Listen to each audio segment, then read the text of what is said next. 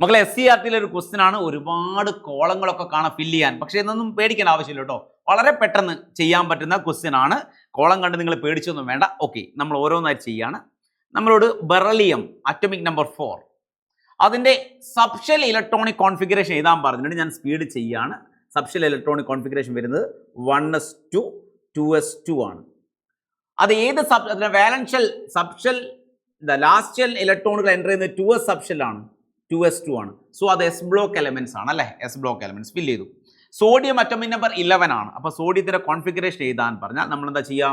1s2 2s2 2p6 3s1 ആണ്. Valence shell electron enter ചെയ്യുന്നത് 3s1 ആണ്. വാലൻഷ്യൽ ഇലക്ട്രോൺ അവസാനത്തെ ഷെൽ ഇലക്ട്രോൺ എൻ്റർ ചെയ്തത്. സോ അത് എസ് ബ്ലോക്ക് എലമെന്റ്സ് ആണ്, ഫില്ല് ചെയ്തു. അടുത്ത ഓക്സിജൻ ആണ്.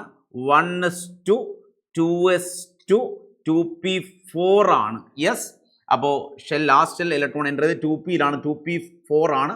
സോ അത് പി ബ്ലോക്ക് എലമെന്റ്സ് ആണ്, അവർ കൊടുത്തിട്ടുണ്ട്. അടുത്ത് ക്ലോറിനാണ്.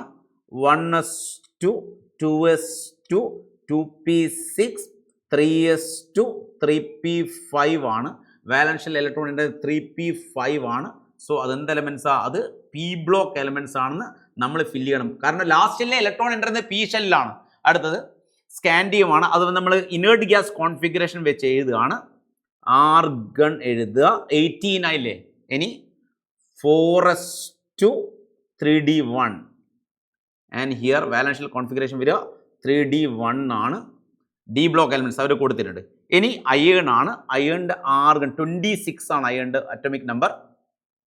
ആർഗൺ 4s2 3d6 ആണ് വരുന്നത്. ഡി സബ്ഷെല്ലാണ് ഇലക്ട്രോൺ എൻ്റർ ചെയ്യുന്നത്. 3d6 ആണ് കോൺഫിഗറേഷൻ. ഡി ബ്ലോക്ക് എലമെന്റ്സ് ആണ് അല്ലേ. D block